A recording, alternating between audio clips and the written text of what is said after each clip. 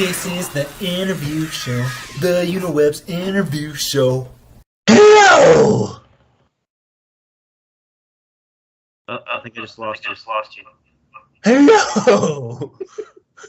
Hello there, sir. Welcome to my Hello. Is that Matthew Brown? It might be. Of course, it could be the other personalities in my head. I haven't decided yet. Which part of the council would you like to speak to today? The one that writes things. Hey, man. Well, Welcome to the Uni-Web's interview show, Matthew Brown. Thank you very much. Brown, what is it? At Matt Brown 01012 Yeah. on Twitter. 1T. 1T, yeah. Yeah. MAT Brown 012. Yeah. Twitter. Dude, thank you so much for joining me today. Well, thank you for having me. You're welcome. It's what I do. I have people. Yeah, man. How So people must sounds like a painful process. Do you just spontaneously give birth, I'm or giving do you birth. just do it by osmosis? Constantly birthing people from my mind through weird tweet thoughts. So you have a council too. Man, I was talking to somebody yesterday. Like I have it's good to be schizophrenic when you're a writer because you can get into the characters. Mm-hmm. You know, it's like it's not like I'm not making up the story. It's like these people are telling me the story. I'm just writing it down. Well, You know what I sometimes I've told people that the characters are imaginary actors that are demanding a salary, demanding face time, that are demanding your attention because they think they know the story better than you. The sad part is sometimes they're right. It's true. And it's hard to. It's sometimes you want to do stuff that like they're not wanting to do, and it doesn't work out. Like they have to have their voice. And Yeah. It drives me crazy sometimes because they'll make me do stupid crap. And I don't just like, come on, guys, play along here. Absolutely. That's like book 4 for the series I'm working on. I already know how some people are going to die.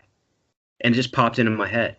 And some of it, I know some of the lady readers out there are going to be like dancing on this character's grave by the end of it because we're like, finally, they're going to be so happy. That's all. Oh, tell us the books that you're working on. Well, Ancient Blood is a 4-part series. Okay. Spent the last 12 years because life happens, you know. You can't always stick to writing the way you want to because you have to live and work and eat. So I don't eat. If you can tell. So you already gave up that bad human habit? Teach me your secret, oh great one. I eat like from from the movie Hook, when I just imagine food and go bang-a-rang, and I just eat I don't know if you know about just. It's an old movie with Robin. You should Robin teach me Williams. that skill. No, I know the movie. I watched it several times. Bang-a-rang! Exactly. Totally getting off topic. So, sorry. Tell us about the books. All right. So it's all set in the world of Elenthar that I've spent the last 12 years creating. And Ancient Blood deals with the two main characters are Kellandros and Redgar. Kellandros is a noble on the Shaylin court, or the court. There's I reference it in different ways because I don't know, I just do. But it makes sense when I write it. He sits on the first seat of the council and he's pretty influential. Well, things start happening to where basically this demon sets his sights on the court, and as you read the story you start learning what his motives and agenda really is, but he starts manipulating the court from the background. And all the while, as he's doing these manipulations, his plans pull Redgar and young Redgar and his family into the schemes unintentionally. So when the demon sees who basically through Redgar's father, because he has no idea about Redgar, he just knows that Redgar's father interrupted his plans and saved Kellandros from being assassinated. Okay. But the powers that Raz, Redgar's father, manifests makes him worried, because these powers are a threat to him, and basically it's one of the few things that can actually wound him. Oh. So that's the draw for Redguard, is so he's like, I have to do something about this, so he sends his minions to deal with them. But Redguard manages to escape. And because of the because of the promise that Kalandros makes, which is like unheard of to the Shaylin, because he took something called the Blood Oath, which it's a pretty tough. Well, a blood oath is like a binding pact. Right. You break an oath like that you make with someone else, you die on the spot. But because Kalandros is such a noble and honorable individual that had nothing greater than by himself to make a promise on in the middle of the woods, so he traded his prized bow and his word, saying that if anything should happen to you or your family, then I'll take the responsibility for taking care of them. Oh, wow. And that's the hook for Redguard, and Redguard gets pulled in because of this promise. And now Kalandros has a couple things going on. He's got the intrigue and betrayal happening in the court. He's got a human kid, because he's an elf, that he's got to take care of, and is basically his only kid. Right. So if he dies, this human is in charge of his noble house. Oh, wow. And that sends waves throughout the entire court already. And this whole tension keeps building throughout the entire book. And then the way book 2 ends, which I can't tell. Spoiler. Don't tell. Spoiler. No. Yeah. But for Redguard, it's the hero's journey, like Joseph Campbell talks about. Okay. You know? And to some extent, it's Kalandros' hero's journey. He's already the hero in the sense that he's in the role, but now as the hero, he's being challenged to step even further on his own journey. So he starts out already as the hero, the victor of his own story, but now he's being asked to do more. Yes, basically. He's being challenged. That's cool, man. I was because I was actually writing, and what I'm writing now, the main character is basically at a point where he doesn't know, like, he's never written a story about the hero after the victory. It's always been up into the victory and then happily ever after. He's never written a happily ever after, so he has no idea what it looks like. And that's cool. It's cool that you brought that up, because I don't see a lot of stories where it's like, okay, this guy's already the hero. What's he up to now? Right. And see, for Kalandros, is all this turmoil and all these things that are happening to him puts his reputation on his line, and not just his reputation, but the reputation of all his house, his entire family, his extended family. Okay. You know, because they're being accused of treason, of thievery, of murder, of all these things because of how the Demon Zerdian has lined things up and manipulated different members of the court to side with him. Because he's making, you know, the typical villain, he's making these promises, but it's what I try to show with liars. Well, it's true, they are liars, cheats, and thieves, but one of the things that I try to show is I don't want, or as much as I can help it, I don't want cliches. If the villain is intelligent, I show you he's intelligent, and I show you how he's intelligent. If he's a moron, then, well, he's a moron. Right. But it's how you tell the story. I mean, at some point, I actually had a comment from a beta reader. They forgot it was fantasy. Oh, wow. Because they were so involved in just the lives. Now, you still see some of the magic tropes and stuff like that. But the thing that I try to do with magic is I treat it in the same way we would treat a light switch. We walk into a room, we flip a switch.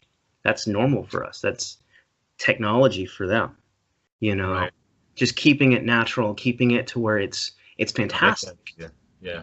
But it's not, to the best of my ability, it's not, you know, oh my God, this is the Deus Ex. I can't even say that. But you get what I mean. Machina. Deus Ex Machina, or Machina. Sorry for anyone who, I'm probably butchering that. But. It's okay. Machina. I'll say Machina. Machina. That's right. For me, it's just, that's my phone.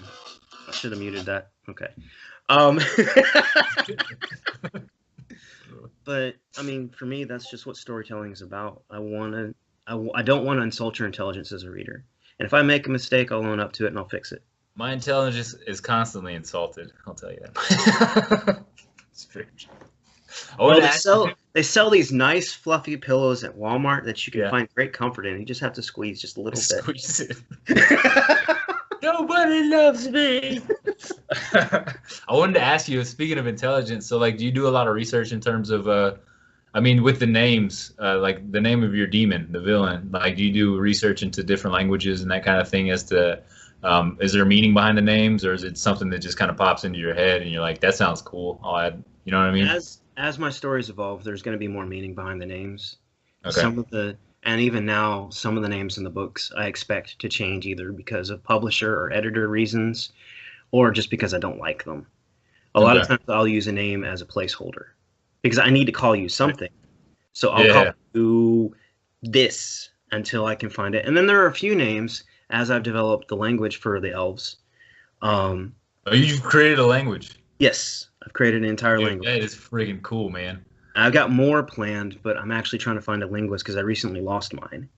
I got some notes from her that I was going to go by, and then she offered to write the whole thing for free because she was so impressed. Because I don't have a college degree. I just take my basic understanding of different languages and how they work rudimentary, from what I've read, what I've seen, what I've been able to absorb, and I try to apply that to this language, some of the similarities and stuff like that. Well, as we were working together, she told me that she was really impressed that for someone who has no college degree and no linguistics background, I've done better than most, which I took as a compliment because I was like, here's my language. Here's some words. Here's some words that might work. And she was like, well, I can tell it's a made-up language like most fan languages are, but it's better than most I've seen. So that was a great compliment. That's so impressive. I like the idea of making up a world is overwhelming to me. So the idea of making up languages is like otherworldly. Mm-hmm. It's incredible. So that's kudos to you for making up a language. Well, I actually started making Orc a while back, but I lost the cipher because, life happens. So it's interesting though, because like Elf and Orc and all those languages have already been like created by other authors in different books and stuff like that. So are you modifying the words? Or are you recreating the entire language? I'm creating words from scratch. You're recreating the entire language from scratch. Wow, I take ideas like Sando Somar Kalis. It means wolf's fang, and it's actually the command word to activate a weapon in the book. And cool. Sando is the root word for wolf, for animal. Soma is wolf. Somar, when you use the drawn out R sound, and there's a couple other variations to signify plural, is wolves. And then Kalis, which is spelled with CH, not a K, is tooth or fang, depending on its usage. Wow. So usually fang with a predator, these wolves are predators. Yeah. Fang will be more thought of as usually Kalis will be thought of as tooth unless it's associated with a predator. That's just something that the Shaylin think of when you say, Somar Kalis, okay, that's a wolf's fang because I know a wolf is a predator. Wow. And that's the first inclination unless you clarify that you're actually talking about a tooth over the fang itself. Dude, I'm still getting the hang of English.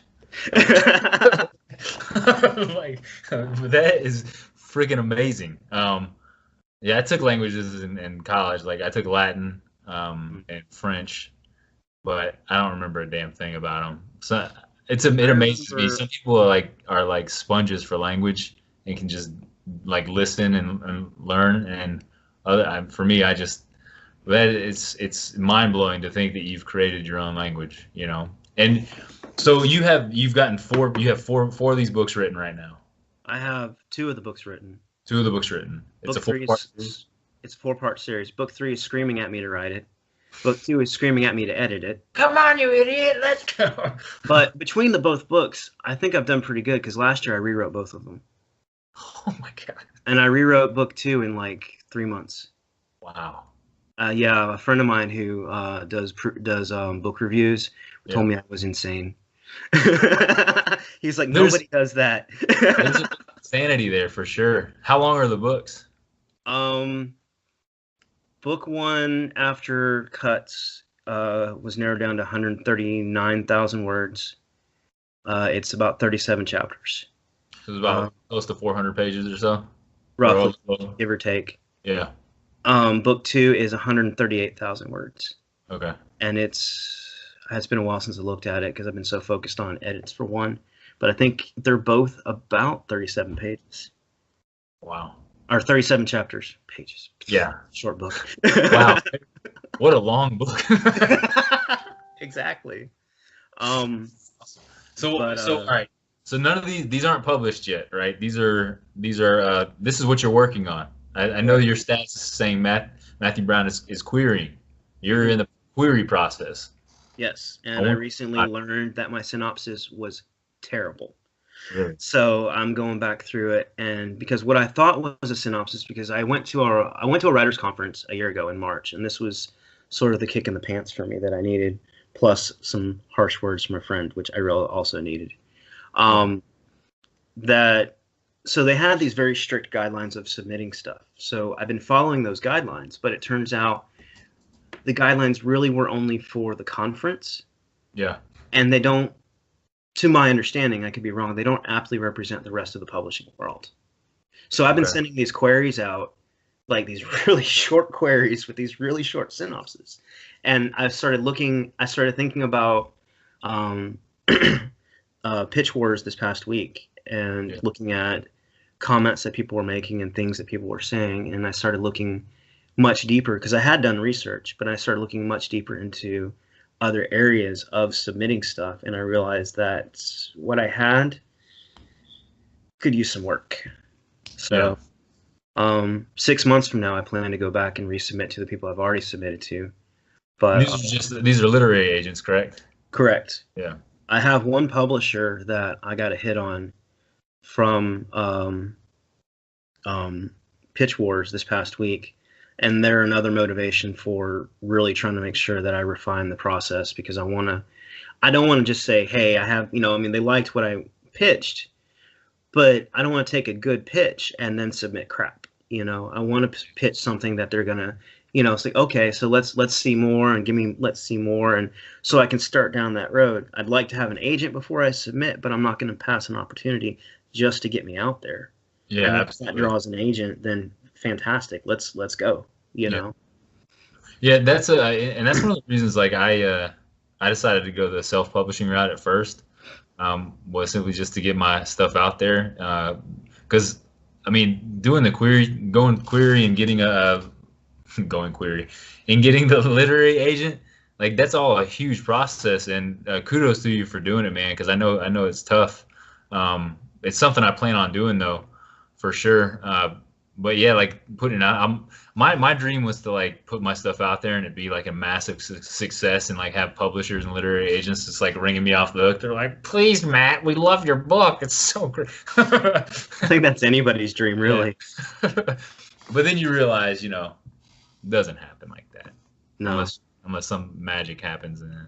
But so you're working on the query stuff.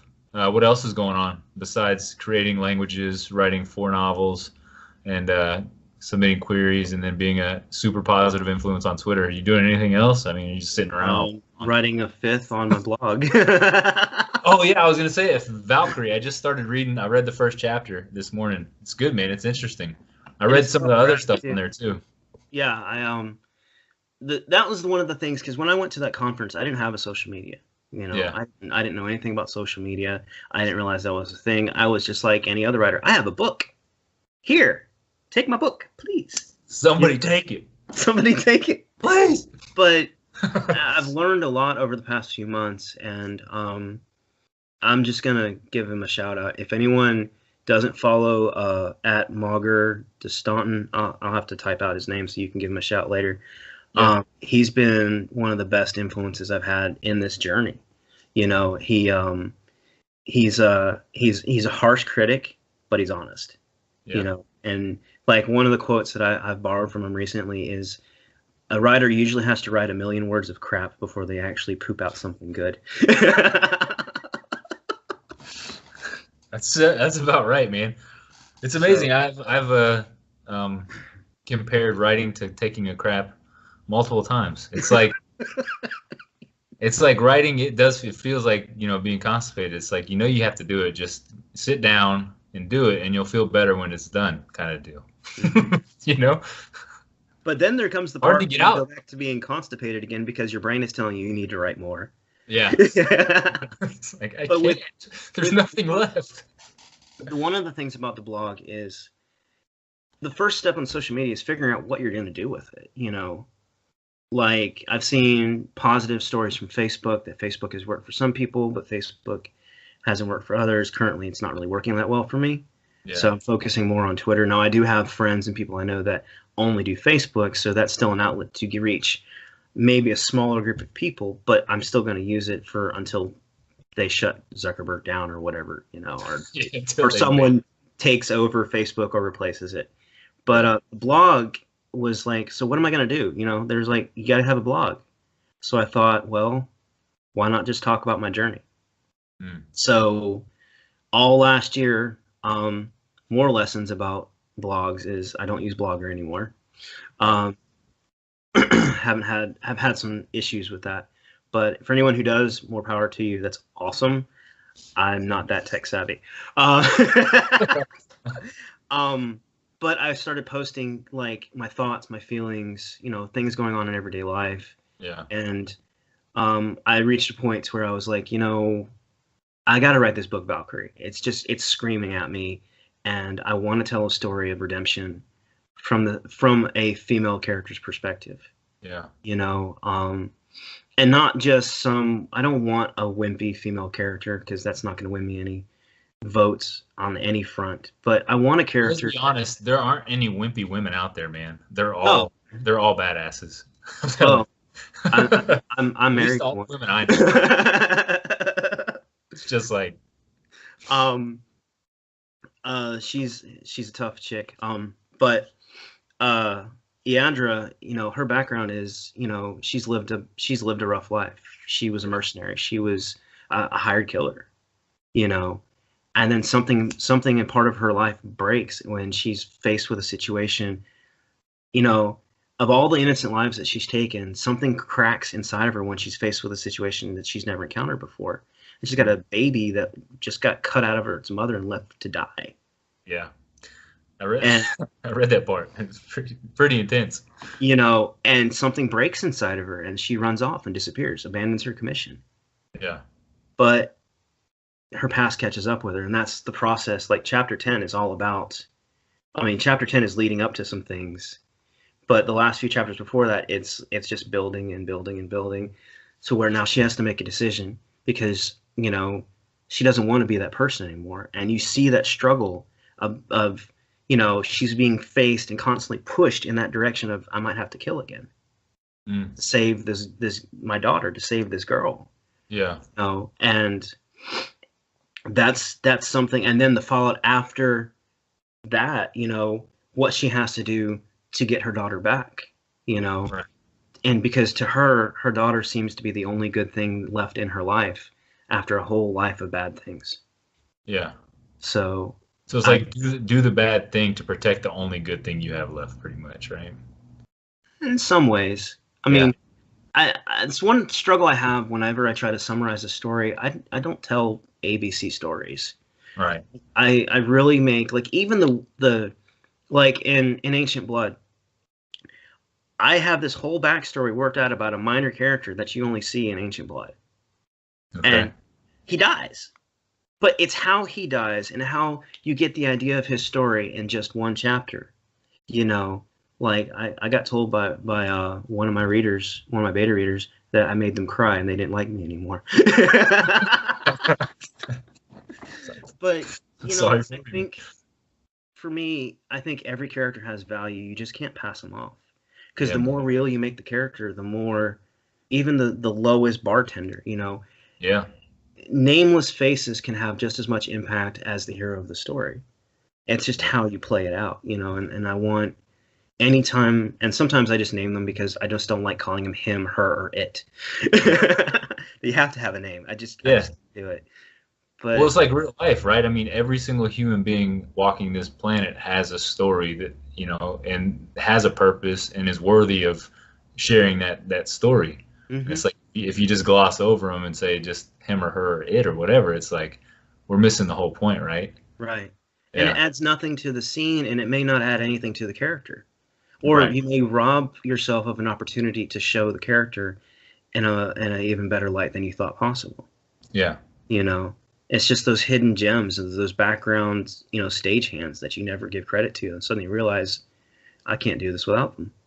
It's cool because it's like realizing there aren't any coincidences even in a fantasy book that you're writing. Just like in real life, there like I don't think there's happening or happenstance meetings with people or coincidences where you run into somebody and have a conversation or whatever. I think that all those things are meant there for a reason in your life, and Absolutely. it's cool that you're doing that in your book. I mean, that's pretty profound, man. It's digging deep. That's really awesome. That's how I think. I drive people crazy with that. Like Just from a my deep bosses to like my wife will tell you, she's like, you stop overthinking, just stop. Yeah. And I'm like, but this goes here and this goes here and this goes here, and she's like, and she's the champion of eye rolling. She would just walk away. That's what she does, and I'm just like, yeah, okay, I'll stop now. All right. You get the point eventually, right? Right. Awesome, man. All right, so I've been asking everybody this. You obviously have a ton of stuff that you're working on, and it all sounds fantastic. But I want to know, like, what's the reason you write? What is the legacy you're wanting to leave behind with your work? I just want to leave an impact on people. Like, we spend so much time hiding in life that the masks we wear aren't who we really are. I want to write stories that show people for who they are, so that the people who are too scared to take those masks off can realize that there's somebody else, or they can find something that can empathize with them to give them the ability to move past whatever's holding them back.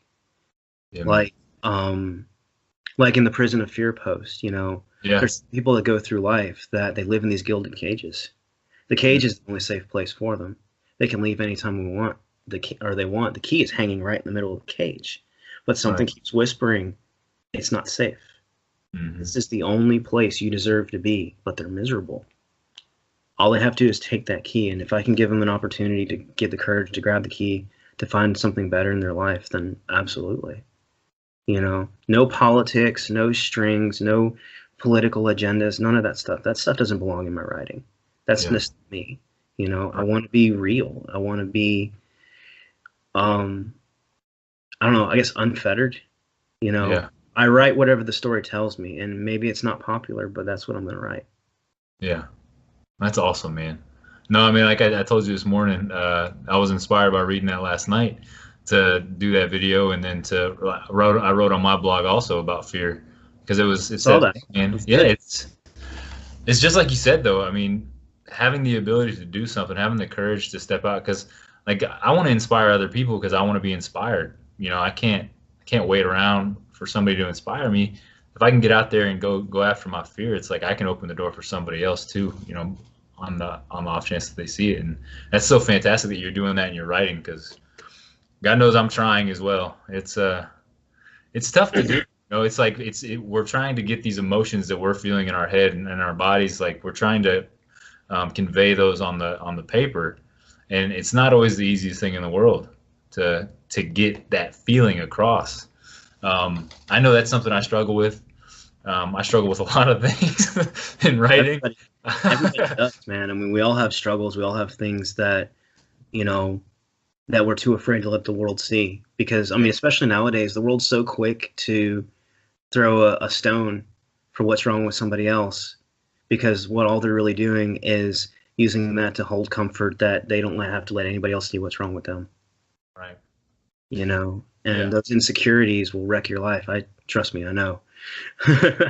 Me too, brother. Me too. Yeah. And well, that's one of the things I wanted to ask you too, like in terms of talking about struggling with writing. Like, what's the one thing you feel like you have the most difficulty with in your writing?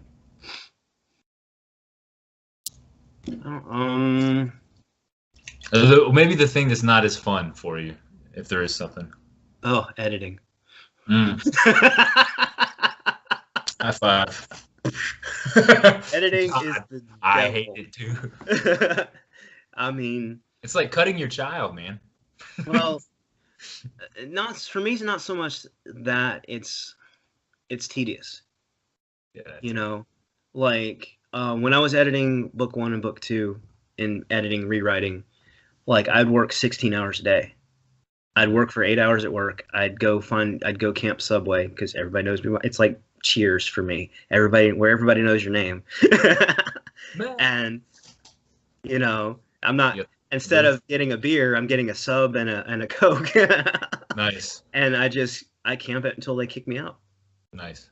I haven't done that recently because I'm kind of taking a break because, people were starting to get concerned because that was my day-to-day routine, like every day for the longest time, or I would just come home and do the same thing. But, I had to get done. And I had a lot of other reasons because I thought I was on a deadline with some things that I'd misunderstood for when I was communicating with some people about publication and stuff. Yeah. And I'm not bitter at all. I don't want to come across that way. It's, it's part of the journey. It's part of learning, that, make sure whenever you submit or you're doing something or you're working with somebody that you understand the expectations. Yeah. Don't assume you understand their expectations. And, because, like me, I'm a perfectionist. I will push myself if I think I have to be and do something. Oh yeah. So I learned a lot from the experience. So now I've kind of backed off. I will still write for hours if I have something to get out. But thanks to the urgings of certain people and angry glares, I backed off a bit more. So. Yeah. Well, it's healthy to find some sort of balance, right? Because Right. I'm the same way, man. Once I get my mind hooked onto something, it's just like nonstop. I just want to do it, especially if it's something that brings me pleasure. It's like I love writing. Is so fun, and it's just like the greatest creative release that I've ever found. So I can understand it's a difficult thing to wield down a little bit. I'm glad you're finding some balance in that. Expectations, man. Expectations are. I try to walk in the room without trying to have any kind of expectations as much as possible. And that's the only reason I'm able to do this, man. Like get on camera and do the YouTube thing or whatever, because I just got rid of that expectation that it was going to be any good. It's just like, I don't care, it's going to be, I enjoy it so much. I don't care if anybody else likes it. I love it, and I love getting to talk to people like you and like having these conversations, man. I get goosebumps talking about this kind of stuff because I feel so connected with you as a writer, and with the other people I've talked to so far. It's like the community, that we've been living in now for the past. It's fantastic. And I guess I want to ask you one other question. So, just random question here: if your main character was an animal, what animal would it be? Well, I have two. So. Okay. Both. And one's a guy and one's a girl, right? No, they're both guys. Okay, both guys. All right. Well, considering Redgar can shapeshift into a wolf. What? So he would be a platypus. So Redgar's a wolf. I would think. I want to say bear for Kelendros, but while he is strong, I still think turtle sometimes because he knows how to endure.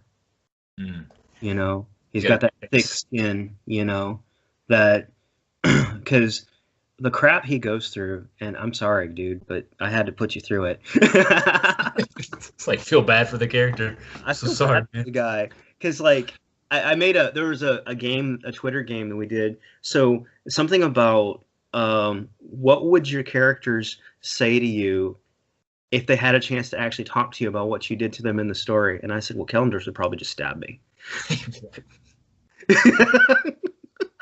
Dude, I'm convinced that when we die, we're gonna meet, like, as writers, we're gonna meet the characters we created. Oh, wouldn't that be something? That'd be cool, man. I All don't the know. we've I don't want to created. meet the Brethren. I definitely don't want to meet the Brethren. I mean, 12 all-powerful demon lords? No, thank you. It depends on how good we were, I suppose. Well, all-powerful is a bit strong, but powerful enough. Yeah, that's cool. Awesome, man. So what I'm gonna do is I'm gonna link your blog, put your Twitter stuff, anything you want to let the community know about you, or want to leave them with before we go. When when are you hoping? I know you're doing the query thing, but like, do you have a like what's your dream date for it to your books to come out? If I'm really fortunate, that I find somebody this year. Okay. I've been working on this project way too long. Like I had a 3-year thing happen that I didn't write anything for 3 years. Yeah. You know, and it's just time. And it sounds arrogant to say, but my hope is that this year that I find the right person that not only believes in what I'm doing, Mm-hmm. but will enable me to be able to reciprocate and find somebody else who's struggling that I can relate to and say, hey, I see what you're writing. I think you'd be a good fit for this person. Why don't you two meet? And if anything happens, fantastic. Awesome, man. Because we don't get a lot of, uplifting handouts, and not saying like handout like in a bad way. Yeah. There's not many people in the literary world that will just come out and just say, hey, let me help you out. Yeah. I had that opportunity once and I really missed out, but I've always appreciated the fact that it was done for me, so I will in return to do the same thing for somebody else. Absolutely, man. When you come from a place of service and abundance like that, it's like without fear that you giving you something is going to take away from your own. It's like, I feel like, for me at least, I feel like the universe kind of opens up to you, when you're able to give back and not just.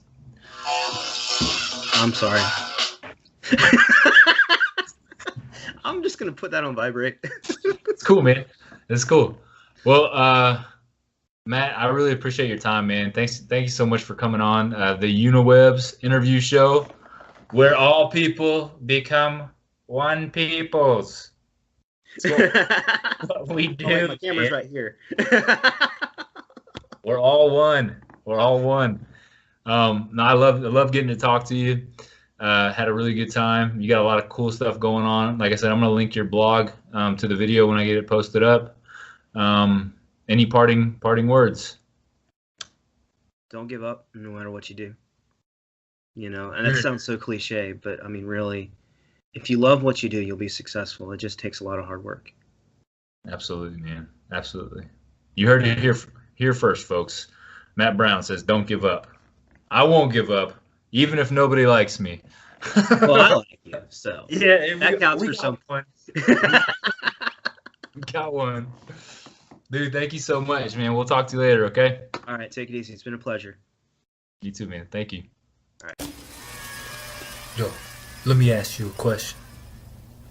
You like this video? Huh? Huh? You like it? Was it good? Was it good?